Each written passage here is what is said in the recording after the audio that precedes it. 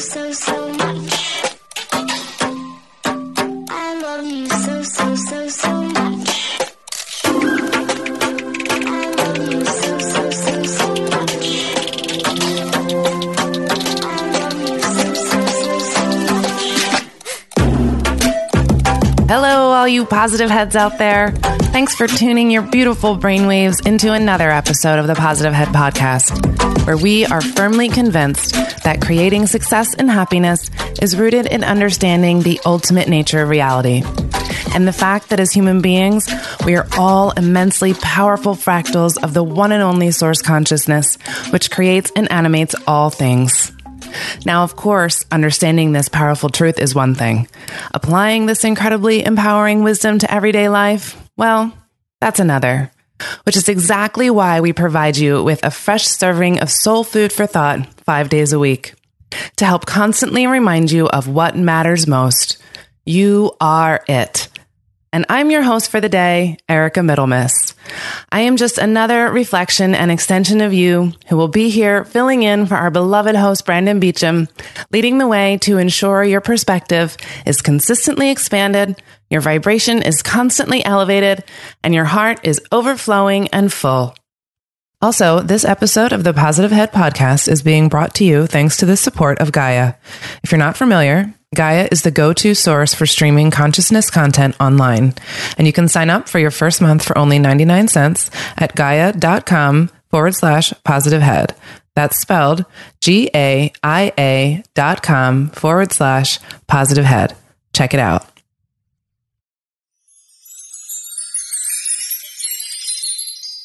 All right, all you positive heads, welcome back. It's a terrific Tuesday here in Positive Headland. And today is extra specially terrific because I am not flying solo today. I invited my fiancé, Bryan Anthony Phoenix, to join me today. Hi, Bryan. That's me. Hello. So I asked Bryan to join me today because I wanted to talk about meditation. It's the single most important thing we can all do for ourselves every day.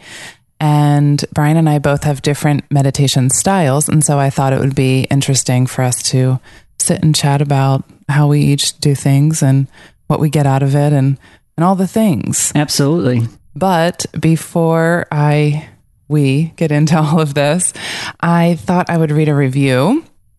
You all know how much we love to get these. And this one is from Joseph Walters. And it's titled, "Thank you for being the light on my path." He says, "Words do not seem to have the power to do justice to just how impactful the Positive Head podcast is. I only recently became awoken to the beauty and deeper meaning of this life experience in the last year, and this podcast has become a staple of my transformation as a person and as a soul. Not a day goes by where I do not feel compelled to listen to an episode, but usually many more, and every one of them seems to resonate in their own special way. In my journey toward higher vibration, love, and connection to higher self, Brandon and every other host/guest seem to speak directly to my soul on so many levels, and I can literally feel the raised vibrations throughout my body as I listen and feel the synchronicities in my own story. Thank you so much for all that you do, and I will keep tuning my brainwaves into this podcast as it continues to be a shining light through the twists and turns that make up my journey. Love you and the community so much." Wow, Joseph, that's beautiful. I love the way you put that. Yeah, that was beautiful. Joseph, thank you so much for writing that review. And any of you out there who haven't written a review yet, we so love to get them and really appreciate them. So if you feel so inclined, please do so. Mm-hmm. So today we're talking about meditation, y'all. If you're not already meditating, I strongly encourage you to do so. I find meditation to be an absolutely imperative thing to do daily. What do you think, Bryan? Yeah, I would say so as well, although it doesn't always happen that way, right? No, yeah. So I would say it is incredibly good medicine. And when we show up for it, it always has good returns. It's really just doing it. Yeah, doing it is the thing. And, I've been meditating for over 20 years now. I wish I could say that I was doing this every single day. But there are times when I just get out of my role and I fall off the wagon, for a while. And what I notice when that happens is I'm a completely different person. Mm-hmm. Like when I'm not meditating, all of my upbringing, all that programming just comes up and I get more reactive. I mean, I'm a Italian from Philadelphia. So all of that comes up when I am not meditating, when I'm not finding that calm peace every day. Absolutely. Yeah. So it makes a huge, huge difference. And, so I said earlier how Bryan and I both have different meditation styles. So I'll tell you a little bit about mine and then Bryan can tell you about his. Mm-hmm. So the way I do it is I go sit by myself outside under a tree. And that's pretty much all I need is the quiet nature of my backyard. Bryan, on the other hand, how do you do it? Well, I don't know. Mine feels like it requires, maybe not requires, it's most optimally enhanced by having a meditation space. So I have a space with an altar set up, and of course I'm a sound healing practitioner and sound guy. So I have like my sound instruments there and gongs and several different instruments. So I feel like that helps me get a little bit more deep into the meditative space. Although, as we'll talk about later, really you can kind of meditate anywhere with the right intention.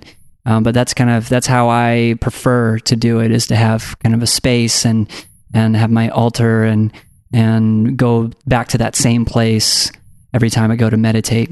Mm-hmm. Yeah. Mm-hmm. So that's your ritual, right, is partly going into that space. Mm-hmm. And then you also use a lot of sound, like not even just the instruments, but you use your voice. You do seed sounds, you do mantras, you do things like that, and out loud. Mm-hmm. Yeah. Yeah. Whereas everything that I do is inside my head, right? And completely contemplative. Absolutely. And both ways work. Mm-hmm. It's just this way works for me, and that way works for Bryan. Absolutely. And so the reason why we wanted to put this out there is because however you're doing it is the way for you to do it. Don't let anybody tell you that there is one way to meditate, because that's false. Mm-hmm. So, and there's different kinds of meditation, right? So there's just the contemplation like I do. There's visualization. Mm-hmm. There's making the sounds. There's walking meditation. Mm-hmm. What else? I would say, just presence meditation, in terms of just kind of focusing on some aspect of the present moment to try to just stay in that focus point. And then, realistically, you can make anything a meditation in a lot of different ways. I mean, I remember there's this book I have that I actually haven't read all the way through, because I read like the intro to it and it gave me the dose of what I needed at the time, but it's by Osho. And he talked about basically making anything into meditation. And really, like, the goal of meditation is to really be present, right? Mm-hmm. And so whatever it is that allows us to get out of the past or future tripping programming that we like to be, immersed in more times throughout the day than not, then typically that is the meditation, and so you can intentionally say, okay, I'm going to meditate like this, or you can even just take what you're doing throughout your day and turn that into a meditation. So if you're making time to cook food, see what you can do about being more present in that, smelling the smells, the sensations, just being really fully in it versus going through the motions while you're thinking about what you're going to have to do for work the next day or that kind of thing. Right. All the mind clutter. Yeah. Yeah, for sure. So you mentioned one of the goals of meditation. Well, a lot of people who aren't meditating or haven't tried to meditate, or have tried and then they can't do it, and so they don't do it anymore. We hear that the goal of meditation is to create a silence of the mind. Mm-hmm. But I don't know a single person that has ever sat down for the first time to meditate and that happened. Right. Like, I actually do know one person who sat down to meditate one time, but what happened to her was just insane channeling. Right. So that kind of stuff can happen. But But really, I mean, did this happen to Buddha? Did Buddha sit down and all of a sudden he had nothing? His mind was completely clear? I highly doubt it. I think that this took a lot of practice. Right. Even for Buddha. Yeah. So if Buddha couldn't do it, don't expect yourself to do it either. Right. Like, understand that this is going to take some practice, and that's okay. You know, if you're new at this, just start by doing anything you can. Absolutely. And know that this silence of the mind thing comes way later. Totally. Like after hours and hours and hours of practice. Absolutely. So I always say at least 10 minutes a day. And if you don't have 10 minutes a day, then that means you need to do 20. You know, absolutely, because that means you're too stressed. You're not making enough time for yourself. So now you need to double it, because you really need to focus on your self-care. Mm-hmm. It's huge. And that's, this is the best self-care you can possibly do. Absolutely. When I was in traditional medical practice, every patient I saw, I would recommend to them, please go home and meditate. Like, if I had a prescription pad, it would be like I have one, but I didn't actually do this. I didn't actually write meditation and give it to them. I should have. That would have been a great idea. But that was the first thing I wanted each and every one of them to do, because even though I'm a naturopathic physician, we do everything natural and we focus on the whole body. Mm-hmm.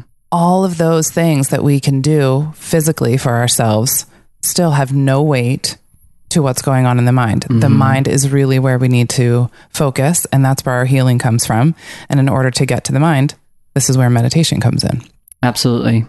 Mm-hmm. Yeah, I think that's really important. And of course, it's funny as we're sitting here talking about this, because I've been off my meditation game for a little bit. You know, we just had a little son born a little over 2 months ago. And so, you know, that whole experience, you know, comes with its own set of awesome, amazing blessings and challenges in terms of how to maximize time, you know, use and still make time. And I think that's, it's been a good challenge in that sense. And just hearing that, us talking about it is just kind of, it's always helps to have a reminder, a nudge that, you know, all of our perceived problems or challenges are always made better with a quiet mind.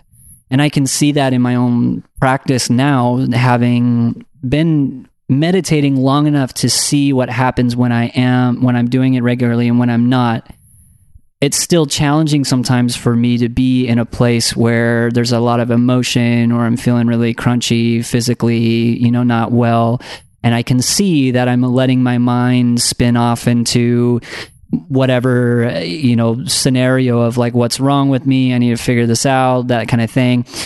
And I also know that if I get back to the mat, get back to the meditation, then what happens is that when there's this consistent practice of becoming more quiet and centered, then the answers to the challenges tend to come a little bit more freely.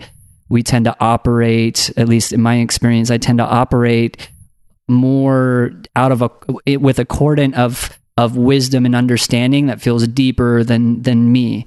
And so these challenges, let's say it's around like diet, and I'm trying to figure out like something I'm not, you know, my digestion is off or something. And I'm like spinning yarns about like what it could be, you know, what supplement, what food, what that, you know, this, that, and the other. And then I spend some time getting quiet and going internal and meditating and getting centered. And then I just realize that it's just my actions have become unpresent. You know, I'm not bringing presence into, say, my diet. And so I'm not listening to my body and what it needs, or I'm not being thankful for my food. And therefore, you know, there's this whole process that happens when we're more present in our day-to-day life. And we can start being more present in our day-to-day life by taking time to practice presence, which is meditation. Yeah. That makes sense? Yeah, absolutely. And you know, that point you made earlier about making everything a meditation, mm-hmm. and you had just talked about finding the time, and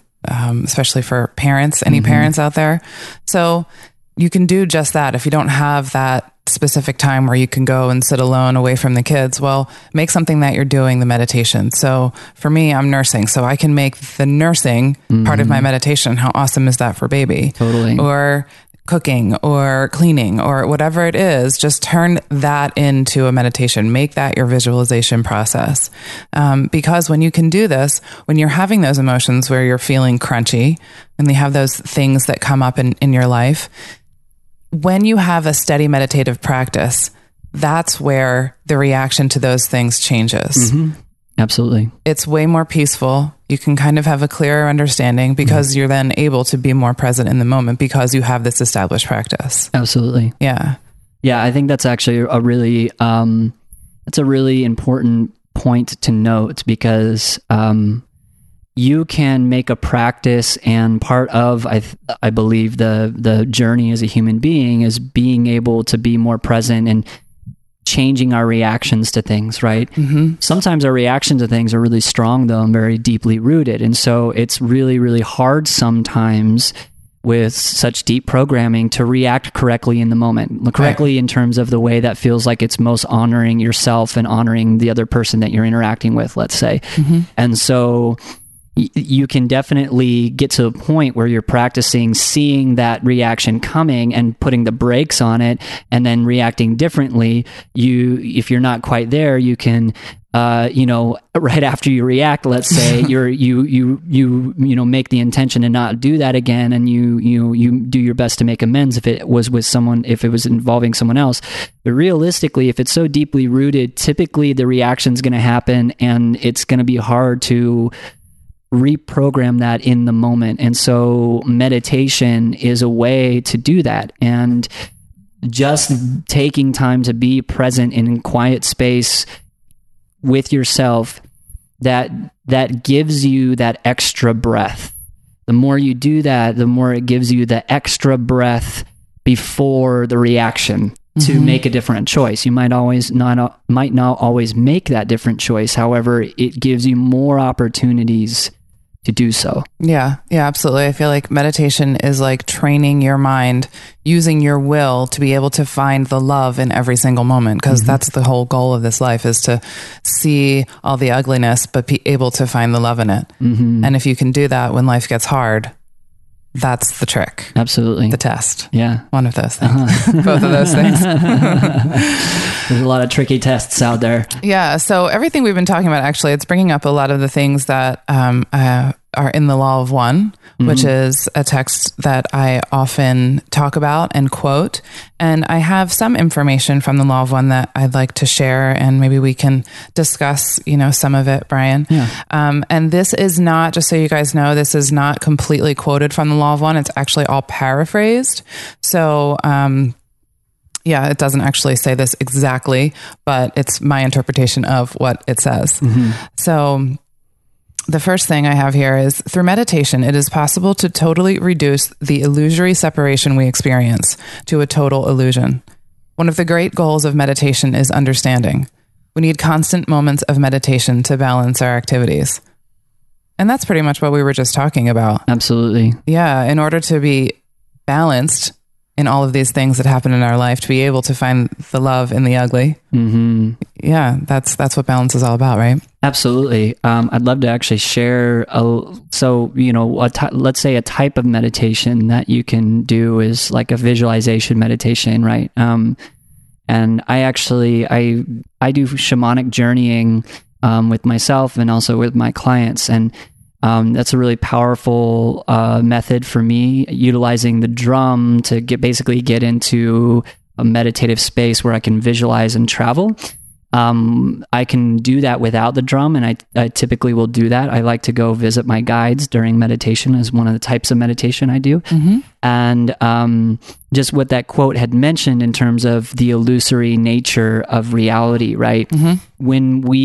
If we do choose to do something like a guided meditation where we go meet, say, our guides, and our guides can be whatever we feel is authentic to us in terms of what we think they, quote, actually are. Realistically, when we go in meditation, these are aspects of ourselves, whether they're a manifest in the physical plane or spiritual plane or whatever, they're aspects of ourselves. And so I facilitated a journey with a client today, and I shared with her the journey that I do to the upper realm to meet my spirit guides. And this was her first time doing it, and she had a really powerful experience.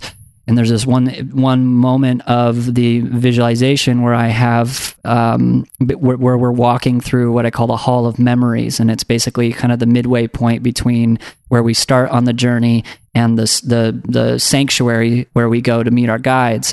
And in this hall are pictures of all the people that we've ever touched and who have ever touched us in our lives.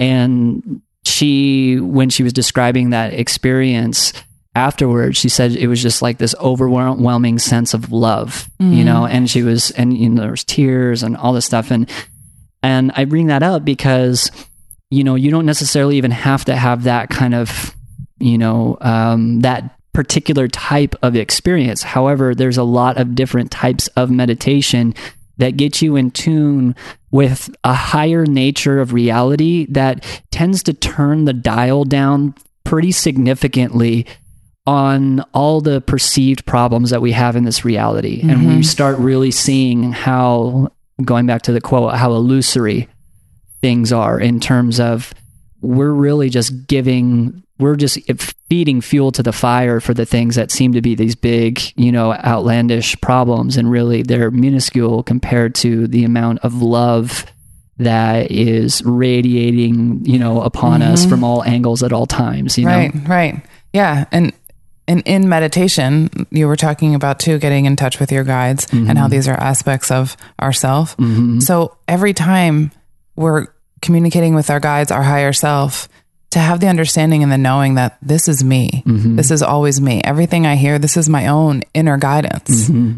I talk about illusory, right? Totally. Like how is this all the same person? And it's not even just, yes, the oneness in it all, but to see all these different aspects, like you said, along this time continuum that are all coming down in this now at the same time. Yeah, absolutely. It's pretty profound. And in meditation is really the only place where you can really find this, right? Right. I mean, we can do it in waking, not like you're asleep, but yeah, you can do it in, you can be aware of it and you can explore it through, you know, maybe different means, like let's say like journaling or something to a certain degree. However, like having that type of that experience, you really have to be in a meditative state. Yes. You know, and that can be in meditation or just being in that state while you're exploring this aspect of yourself or these aspects. Right. Yeah. Let's read another one of these. Yeah, absolutely. So another one says, as we acquire the burden of wisdom, we must also accept that wisdom can be a lonely matter. The things which we know have power in real creation. It is important to be careful of what we know because that power will be aimed in that direction. Have faith in what you know and what you are learning. This faith can be fed through meditation. The further we travel along this path, the more we understand this simple statement: meditate. It is a simple process that begins slowly, but gradually becomes a way of life. You will notice this as you progress along your own spiritual path. Absolutely. Yeah, there's a lot wrapped up in that one. There is. Well, I think the was it the burden of wisdom? What was the... Yes, wisdom can be a lonely matter. A lonely matter. Yeah, and I think that's a really interesting thing to point out, and that is that sometimes when you start upon this path, if you're beginning in meditation, and you start opening yourself up to the nature of reality, you can go through a period of feeling a little bit of that darkness or loneliness of that awakening process. And I think that's something maybe that is good to illustrate about that. And the reason that they're saying that is that realistically, you have an opportunity as you're awakening to carry a certain wisdom with you. However, it might not be best to like carry certain knowledge with you that's not authentic to you, you know, because as you're awakening to these higher truths, it doesn't mean you necessarily have to carry those around with you everywhere you go. It was reminding me of a guy named Yuichi that I knew back in Chico, and he said something that I think it was a Buddhist saying, that to have an open heart is to have a sad heart.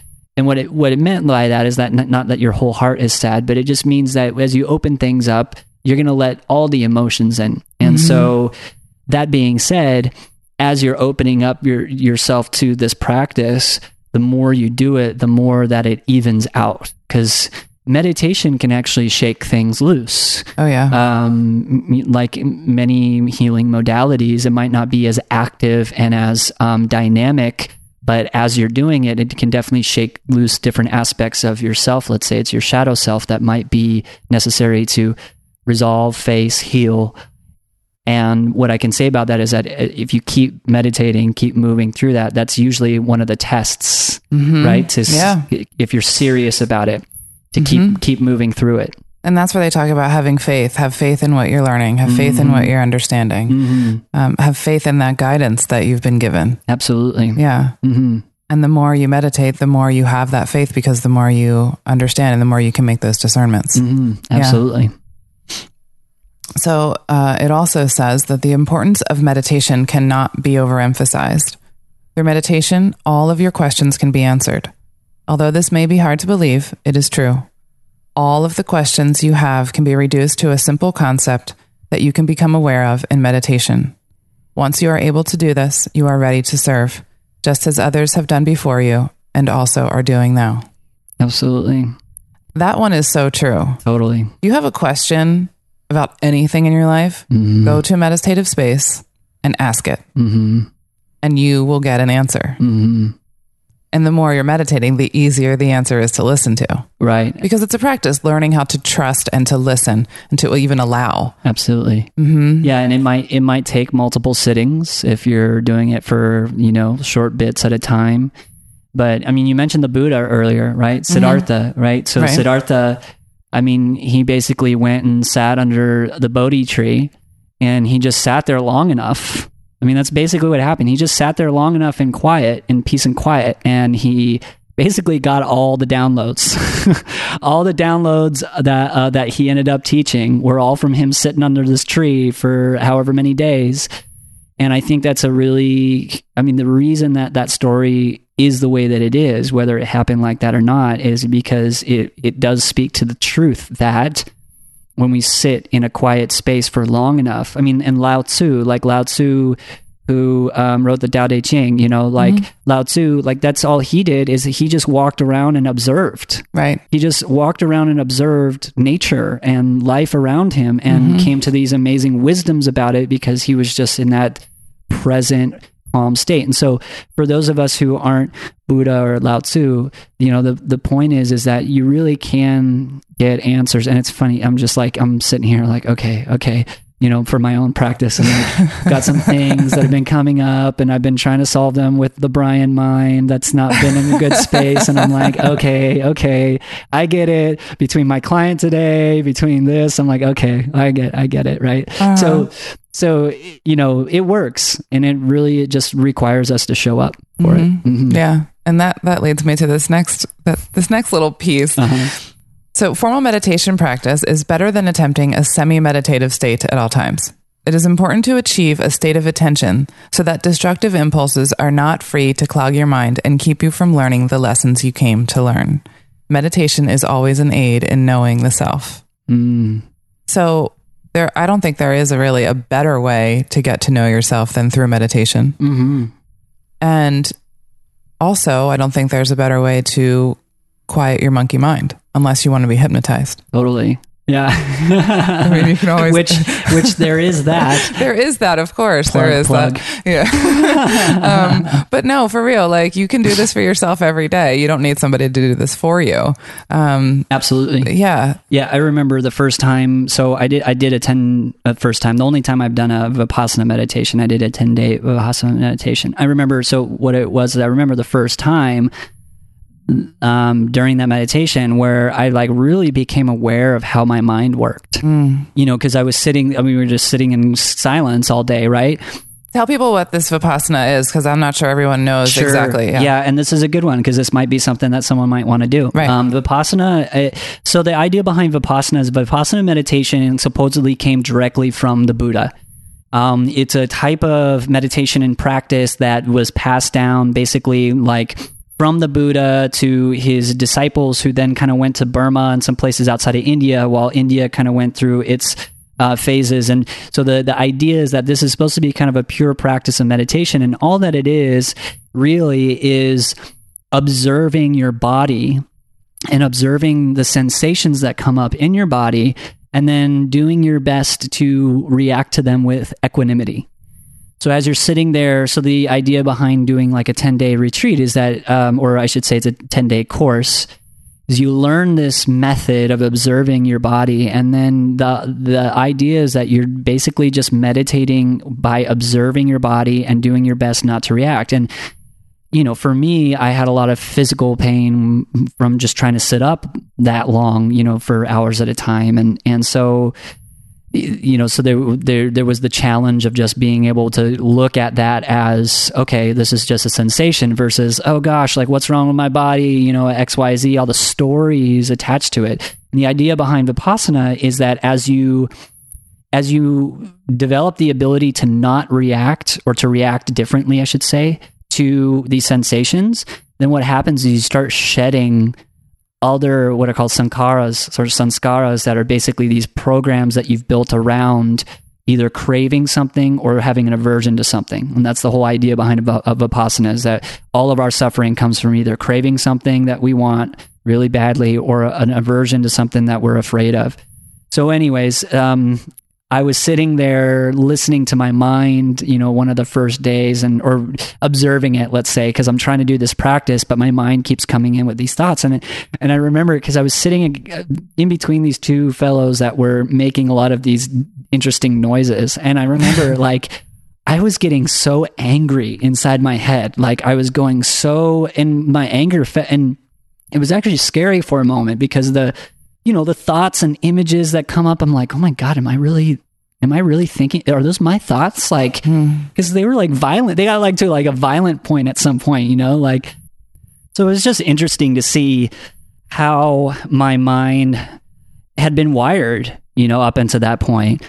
And that was a great lesson for me, because by the end I realized that really I'm not my thoughts. I'm a vessel that I can be tuned to certain thought patterns that might be attached to certain personal aspects of my life, but that still doesn't make them my thoughts. Right. And so that the reason I brought that up was just the observing of the mind and getting to know, like having the opportunity to really get to know how it is working. Because in the moment, when you're in action, when you're out in the world, you typically don't observe that necessarily. Like you can see your reactions and you can be like, oh, I shouldn't react like that. But it's not really until you observe how your mind works, and then do your best to not react to that and realize, okay, I'm not that. And that's part of that meditative process, is just sitting with what your authentic self is, just not the mind.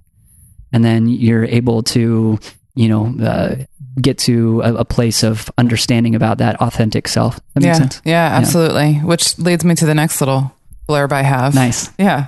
You're doing this just naturally. Awesome. I'm glad.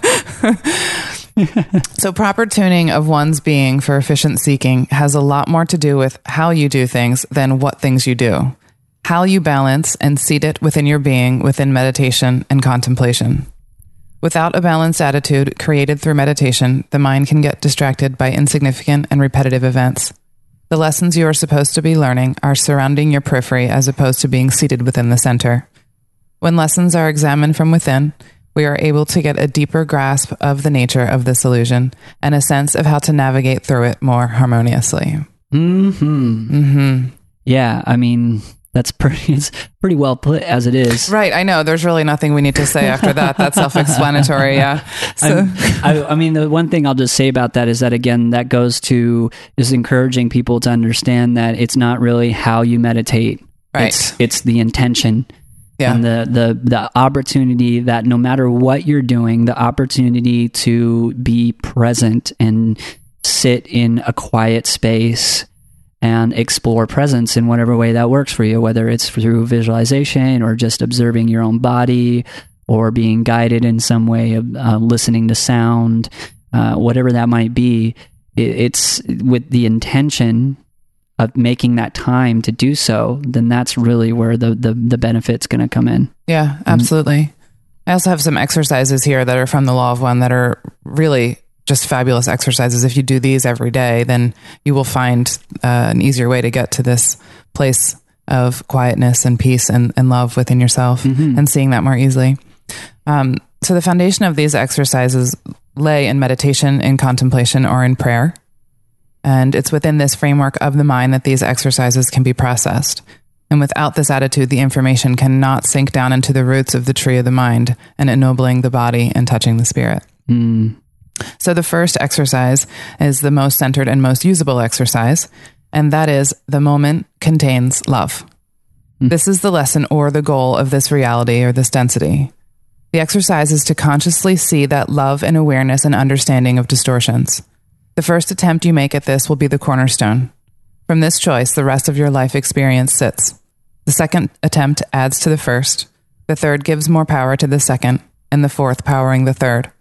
The conscious statement to yourself of the desire to seek love is a central act of will.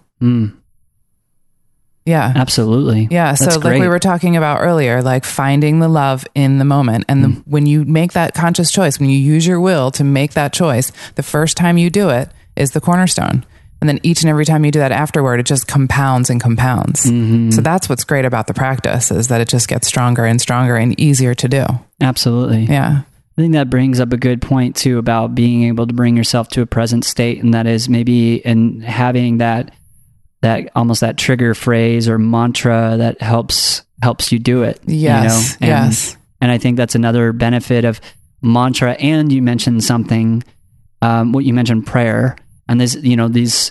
I kind of want to touch on that just a little bit from what you're saying, because for me, like, my full practice includes prayer. And prayer, as I've come to, actually, when we were watching Billy Carson, he said it exactly the way that I thought. And Billy Carson's this amazing researcher, presenter that we saw at this Portal Ascension conference. And he talked about prayer as, prayer isn't putting yourself in a begging position to ask for something that you desperately need. Prayer is more of an alignment with the divine nature of things and putting your command out to the universe to be in alignment and see these things manifest in your life. And that command, and when you do that in an authentic way, the command isn't, I demand this to be mine, in terms of a possession. It's more of a command that I command myself to now be in alignment with that which is most authentic to me. Like, basically all my prayers are that, but in different words, getting more specific. And I think it's important to bring that up, because one of the things that can really enhance a meditation practice is by adding prayer to it. Because if you add spoken word to your meditation in a prayerful way, which again is just aligning yourself, calling in that which you need, then that allows you to do that more in that present moment. And with what you just said, that phrase, what was the phrase? The love is in the moment. The moment contains love. The moment contains love. Like for example, if you just said that every day after your meditation, right, or during your meditation, then it's a trigger word. And so when you're in that moment of not so loving, then sometimes that's all it takes, is just having that little phrase that pops up in your head, and that gives you that extra breath to take a step back before you react like that. Yeah, absolutely. Yeah, my meditation is a lot of that. I don't ever sit in complete silence, especially not at the beginning. I mean, it gets to that place eventually after maybe half an hour or so of doing some other things where I'm either visualizing or saying a mantra or just going through different exercises like these in my mind. Because really, if we can't just sit and quiet our mind, then we have to give our mind something else to do. Right. So we need to give it positive things, loving things to think about. Absolutely. So in my meditation, that's how I roll. I just go through all of these positive sayings and thoughts, and I'll share my mantra with you guys because it's my phrase that every time I'm in a place that I don't love so much, that this comes to my mind, and I also do it in meditation. And I think I've shared this before, but I'm going to share it again. And it is, and by the way, this mantra was given to me in meditation by my inner guidance, by my higher self. So I know that there are some schools of thought where a guru gives you your mantra. Right. And I think that it's way more beneficial for you to get your own mantra from your own inner guidance. Absolutely. I think that's way more powerful.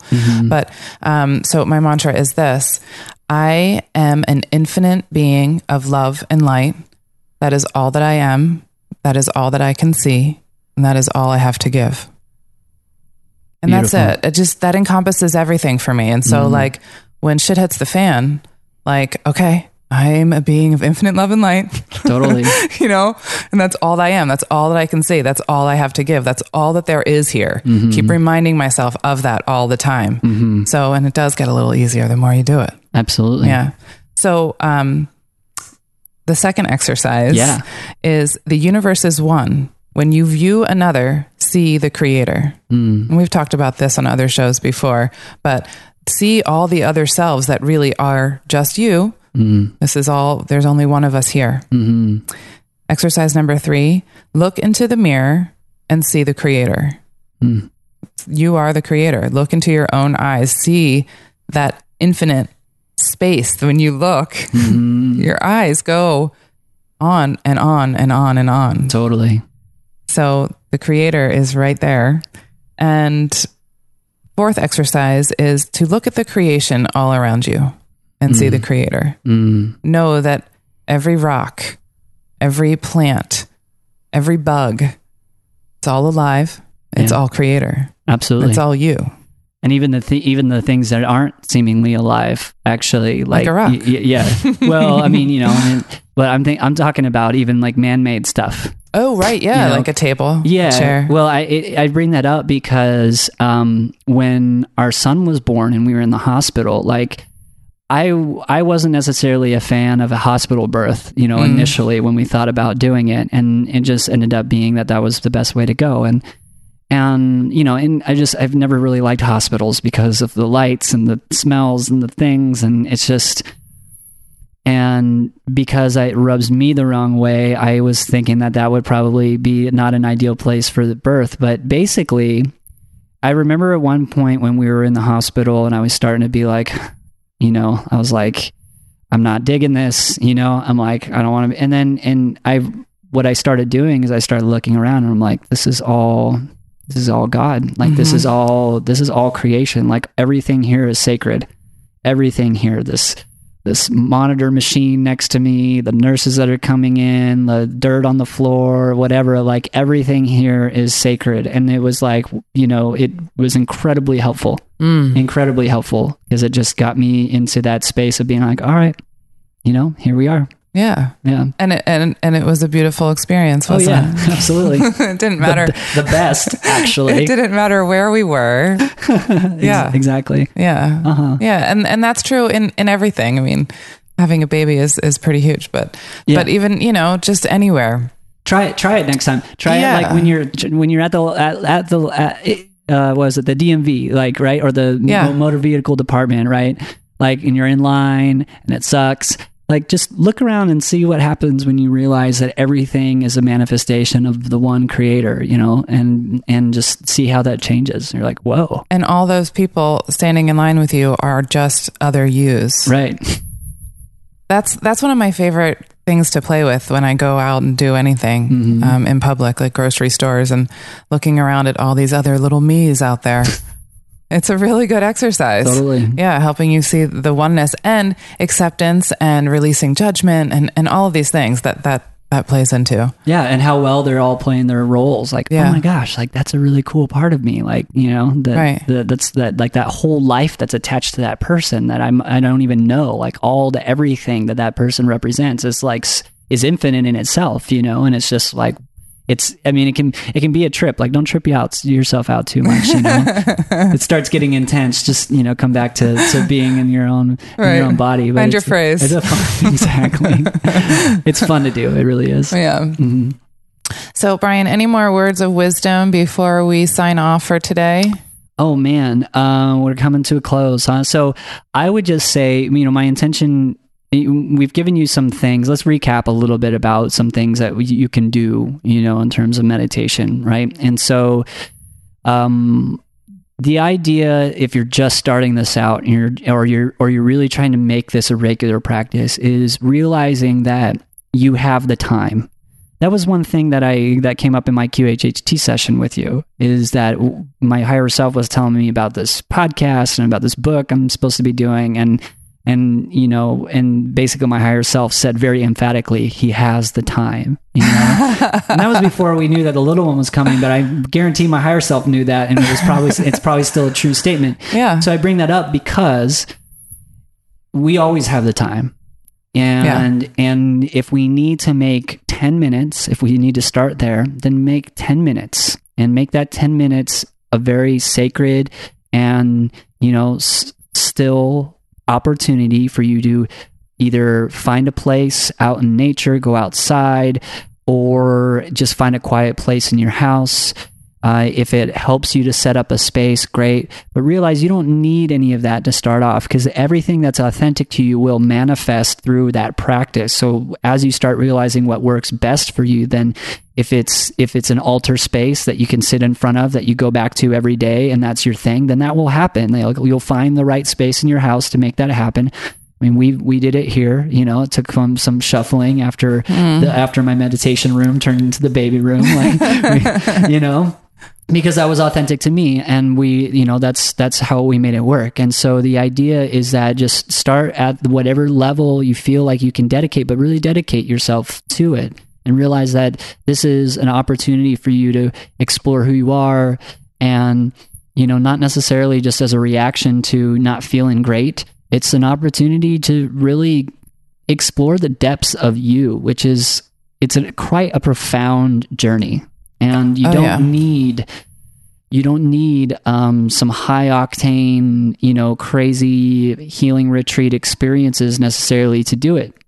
Just getting to the mat 10 minutes a day or wherever, 10 minutes a day is going to be a significant enhancement to your journey. And so just to wrap that up. So, out in nature, inside somewhere silent, find guided meditations. The idea is that if you're, having a hard time being in silence, then get something that has some sound to it, because sound is a great catalyst for meditation. So, whether it's your own little Tibetan bowl that you can strike and meditate on, or you're listening to a guided meditation with a voice and music, or just music, whatever it might be, whatever helps you and helps you feel like you're in the moment. Mm-hmm. Whether you're focusing on the music in your headphones, or you're focusing on your breath, or you're focusing on the rustling of the trees outside as you close your eyes, whatever it is, you're being present in the moment in the best way possible. And if your mind wanders, let it.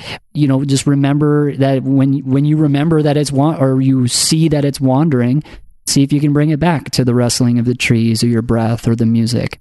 That is such a huge point right there. Mm-hmm. Always, always, always, you can bring your attention back to your breath, or back to the sounds in nature that you're hearing. That is one of the best tricks to stop the clutter. Mm-hmm. It's the easiest way to stop the clutter. Mm-hmm. Just focus back on your breath, because the mind will wander. Mm-hmm. Oh, it's just going to. So we need to get over that, because that's one of the things I hear from my patients all the time. But my mind is always going, and I can't shut it off. And so I can't sit and meditate, and I don't know how to do it. And I've heard every reason in the book why people don't meditate. But yeah, your mind's going to wander. That's just the nature of the human mind. So you need to think something else. So that's where you focus on your breath or other sounds. I love listening to the sounds in nature too, because automatically you're quieting just by doing that. Absolutely. Yeah. And you said something else that's really important, is making that dedication to yourself. Mm-hmm. This is like any other routine or habit that you're going to create for yourself, like going to the gym. You need to make a decision in your mind using your will, saying, okay, I'm going to start meditating tomorrow, and then do it. Mm-hmm. And then do it every day after it. Mm-hmm. And don't beat yourself up if you miss a day, the schedule changed or whatever. It's okay. You just get back on the following day. Absolutely. But you have to dedicate yourself to it. Yeah. Yeah. Yeah. So the consistency is the key, right? Yeah. So if it needs to be 5 minutes, because that's the way that's going to be consistent. Right. Great. Then do that, and then increase as you feel you can. The idea is, to make it regular, to make it something that feels, something that feels good. And like I said, I'm just going to encourage people to switch it up, because if it starts feeling like a chore, then that's against, kind of going against the intention. Finding something that feels good to you, to be able to allow yourself to be present. That's where you want to find that sweet spot, and then you can elaborate and evolve it from there. Sure. And if you do this enough, you get to a place where you like have to meditate. You're like, okay, totally. I'm going to have my space now. Like, I need this for my day. Mm-hmm. I have to. And another thing that you said about the journey. So the journey never ends. Right. And there's no like goal or endpoint. Right. Yeah. So it's just, I want everyone to remember that as well, is that you're always going to be on this journey. Mm-hmm. It's, you think you get to a place or a place of understanding of one thing. Well, then that just starts up a whole new thing. Absolutely. Yeah. So you're always going to be on this road. So yeah. Yep, exactly. Yeah. Never ends. Awesome. Well, I think that's basically it. I think that's the good breakdown. And of course, if there's any other questions, you can reach out to us directly. Maybe we're both on Facebook, so you guys can find us and ask us there. We're in the Positive Head Facebook group. If you have any questions, I'm under Bryan Anthony. Erica Middlemiss is there. So yeah. Mm-hmm. So what we did for you guys today, instead of me playing a song, what I did instead was do a guided meditation for you all. And Bryan did some musical beautifulness behind it. So this is a really quick meditation. I was actually going to do a 5-minute meditation, and I couldn't because I needed a little bit more time. So it turned into a 10-minute meditation. But even still, it's super simple, and there's so much more we can do in meditation. But this is definitely a beginner easy little sampling to get you started if you haven't started yet, or if you are an avid meditator, maybe you'll pick something up that you aren't using in your practice. So Absolutely. It's really for everyone. Yeah. Mm-hmm. So we hope you all enjoy. Until next time, everyone, we love you. Yeah. Thanks, P-Head crew, for having me on. Definitely love this podcast. Love what Brandon does and who he interviews. And just thank you all for making it one big happy family. Thanks for joining me today, Bryan. Until next time, everybody. Bye-bye. Also, if you're craving more consciousness elevating content, be sure to check out Gaia, which is the go-to source for streaming consciousness content on the web, where you can stream an incredible 7,000 plus exclusive videos covering 5,000 years of wisdom. As you all hear Brandon constantly say, it is a daily conscious effort to maintain an elevated vibration, and if you're looking to journey deep down the rabbit hole to do so, then Gaia is the best place we know of to do it, period. And you can sign up for your first month for only 99 cents at gaia.com/positivehead. That's spelled GAIA.com/positivehead. Check it out.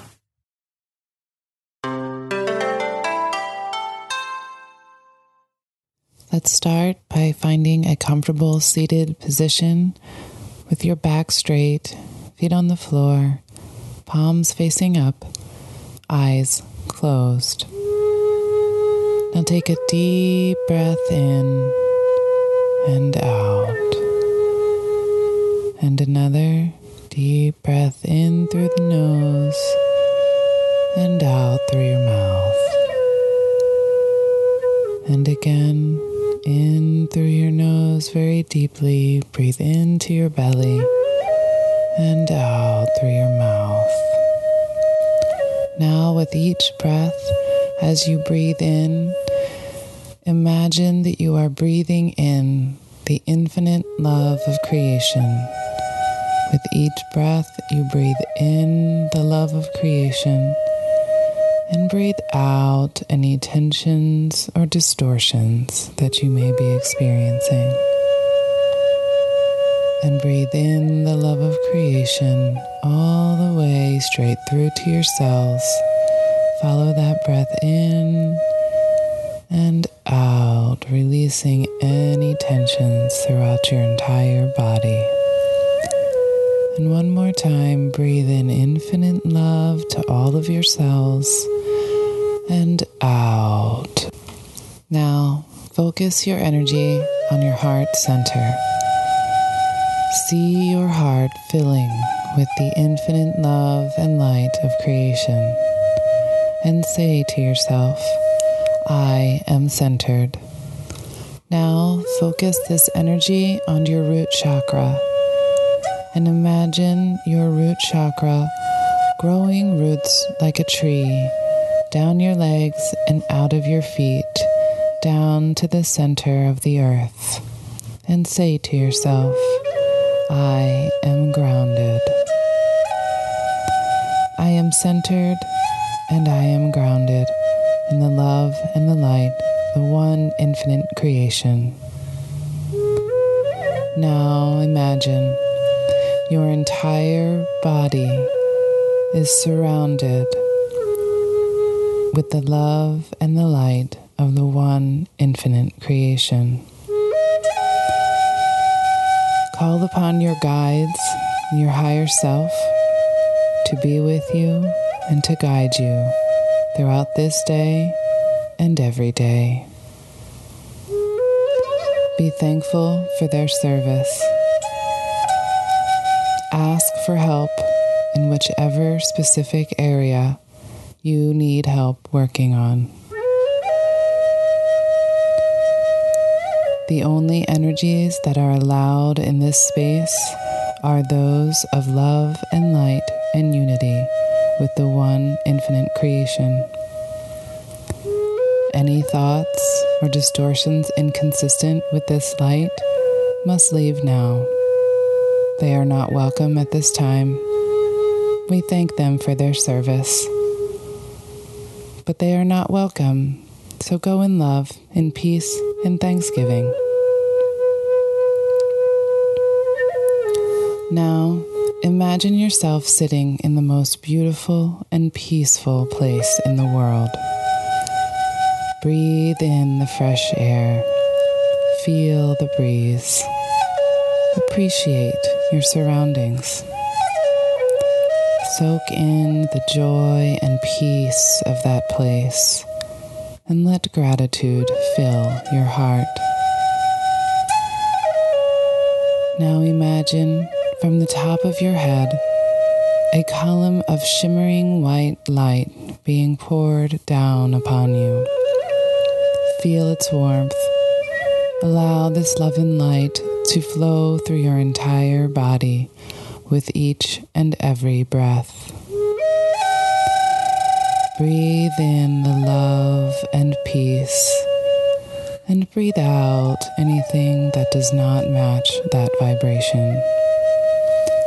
Imagine this light going through you like a shimmering vibration, gently dispelling any disharmonies. Now say to yourself, I love you, and breathe in the love to every single cell.